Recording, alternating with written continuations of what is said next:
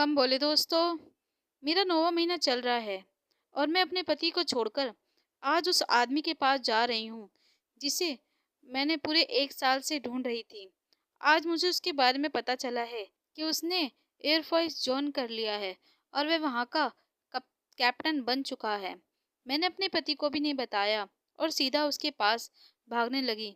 मेरी नाक से खून आ रहा था, कानों से भी खून निकल रहा था, पर मेरे कदम नहीं रुक रहे थे। मैं जानती थी कि मेरे पास ज़्यादा समय नहीं है और जो मेरे पति कप्तान हैं, वह भी लड़ाई के लिए समुद्र की गहराई में गए हुए हैं। वह मुझे इस बार जाते वक्त कहकर गए थे कि इस बार मैं लौट कर नहीं आ पाऊंगा। उनकी इस बात ने मेरा दिल और दिमाग पूरी तरह से झंझोड़ दिया था और मेरे पास भी ज़्यादा समय नहीं बचा था। मैं अपने बच्चे को एक ऐसे आदमी के सौंपना चाहती थी जो मेरे बच्चे को दिल से अपनाए। पर जैसे ही मुझे सुबैश के बारे में पता चला तो जो उसने कहा था, मेरा नाम कल्याणी है, मैं अपने कॉलेज की टॉपर थी और मैं एक ऐसा कोर्स सीख रही थी जिसे गलत को सही रास्ते पर कैसे लाया जाए एक इंसान को। मैं इस कोर्स को लगभग पूरा ही कर चुकी थी और कॉलेज की आखिरी क्लास को भी लेकर कॉलेज से बाहर जा रही थी। इतने में ही मैंने सुभाष को अपनी तरफ भागते हुए देखा। वह किसी आदमी को मारता हुआ भाग रहा था और शायद मार ही डालता, पर मैं उसके सामने आ गई और बोली, क्यों इस आदमी को मार रहे हो?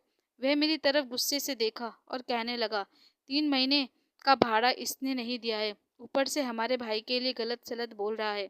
तू हट हट जा, नहीं तो तुझे भी इसके साथ मार डालूंगा। मैंने बिना हिचकिचाए बोला, ज्यादा शेर बनते हो? हिम्मत है तो पहले मेरी तरफ देखो, देखकर बात करो। और अगर इसने 3 महीने का किराया नहीं दिया है तो जरूर इसकी कोई मजबूरी रही होगी। तुम इसी केवल 3 महीने के भाड़े के लिए मार रहे हो, शर्म करो। मैंने अपने बैग से कुछ पैसे निकाले और सुभाष को दे दिए और कहा, बाकी के बचे पैसे बाद में दूंगी, अब तुम इस आदमी को छोड़ दो। सुभाष बहुत गुस्से वाला लड़का था, एकदम झल्ला। उन्हीं दिनों में मेरे दोस्तों ने एक शर्त रखी, अगर मैं सुभाष को एक सही आदमी बना दूं तो मैं जो पढ़ाई कर रही हूँ उसमें सफल हो जाऊंगी। मुझे अपने आप पर पूरा भरोसा था। मैंने ये चैलेंज एक्सेप्ट कर लिया। मैं जानती थी सुभाष को ठीक करना बहुत मुश्किल है क्योंकि वह एक गुंडा है। पहले वो सही इसी कॉलेज में पढ़ने आया करता था, पर वह पढ़ाई कम और मारा पीटी ज़्यादा करता था, इसलिए उसे कॉलेज से निकाल दिया गया। मैंने सुभाष की पूरी हिस्ट्री निकाली वहाँ से, और कहाँ उसका परिवार, कौन कौन है, क्या करता है, सब कुछ। बस उसके साथ अब दोस्ती करना बाकी था। मैं उससे दोस्ती करने के लिए वहाँ गई जहाँ वह रहता है। सुभाष की कुछ जानकारी मिली ही थी। मैं उसके पास गई और उससे एक अच्छा इंसान बनने का नाटक करने के लिए कहने लगी। मैं बेमतलब इस झमेले में पड़ना नहीं चाहती थी, इसलिए उसे बस कुछ दिनों का नाटक करने के लिए कहने लगी। पहले तो उसने मना कर दिया, फिर जब मैंने उसे नोट दिखाए तो वह राजी हो गया। मैं समझ गई थी अब मेरे दोस्त समझ ही जाएंगे कि मैं इतनी समझदार हूँ। अगले दिन सुभाष जब कॉलेज में आया, एक जेंटलमैन की तरह और मेरी तरफ आया, सब उसे देखकर हैरान थे कि यह आवारागर्दी वाला आदमी कल्याणी ने इसे एक दिन में ही सुधार दिया। और यहाँ मुझे बहुत खुशी हो रही थी क्योंकि अब मुझसे कोई बराबरी नहीं कर पाएगा। मैं सुभाष को लेकर सबसे मिलाने लगी, कभी सुभाष के गले में हाथ डालती तो कभी उसके हाथ को पकड़कर इधर उधर घूमती। कुछ दिनों तक ऐसा ही चलता रहा। मेरे मन में तो तय था कि हम बस दोस्त थे, लेकिन सुभाष की भावनाएं मेरे लिए बदल चुकी थी। वह मुझसे शायद प्यार करने लगा था। मैंने जब उसे अब यह सब खत्म करने को कहा, पर उस दिन उसने अपने दिल की बात मेरे सामने रख दी। वो मुझसे प्यार करने लगा था और मेरे लिए कुछ भी कर सकता था, लेकिन मैं अपने करियर पर ध्यान देना चाहती थी। मुझे बाहर विदेश में जाकर पढ़ाई करनी थी, कुछ बनना था।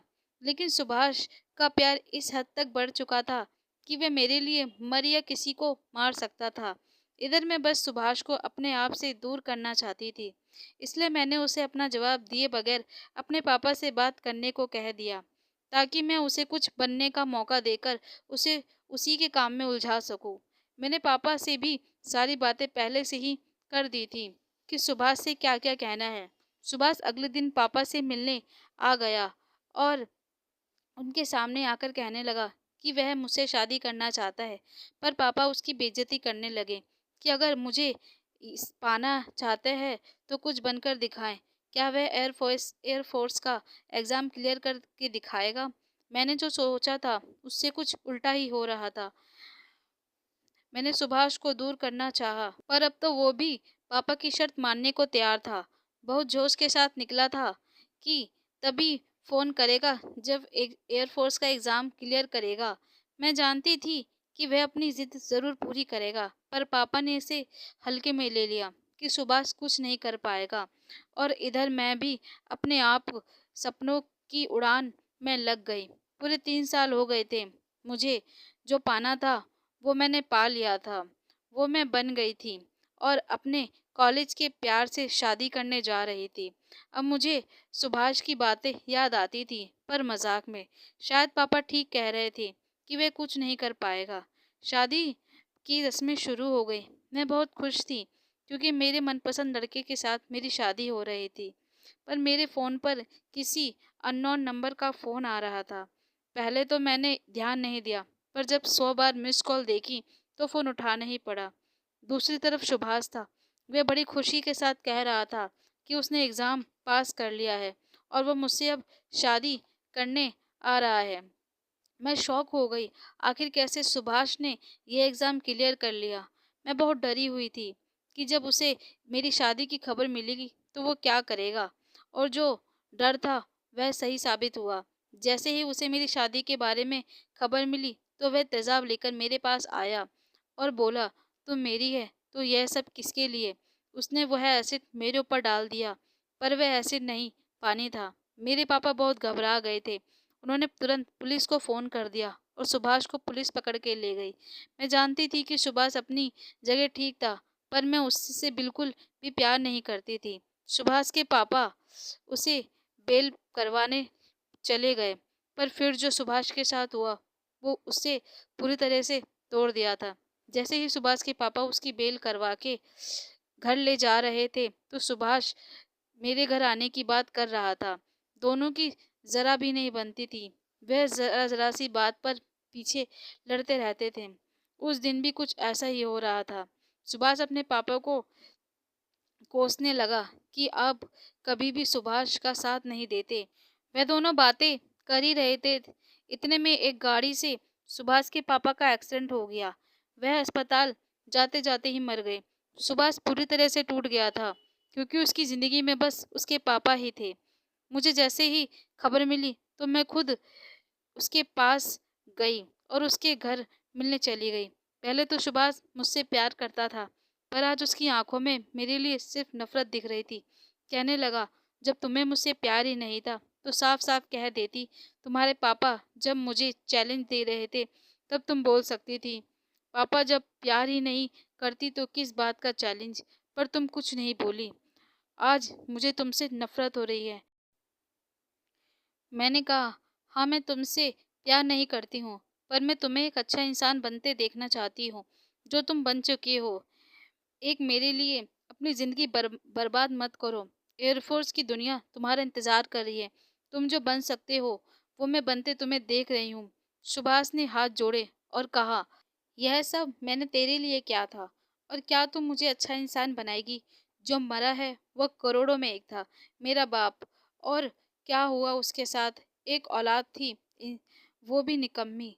जो तू मुझे तेरी शक्ल भी नहीं देखनी, और अब कभी मेरे सामने मत आना, नहीं तो इस बार सच में मार डालूंगा। मैंने आखिरी बार सुभाष को जब देखा था, और आज शायद मिलने को तरस रही हूँ। अगले पार्ट के लिए जल्दी आएगा, इंतज़ार कीजिए।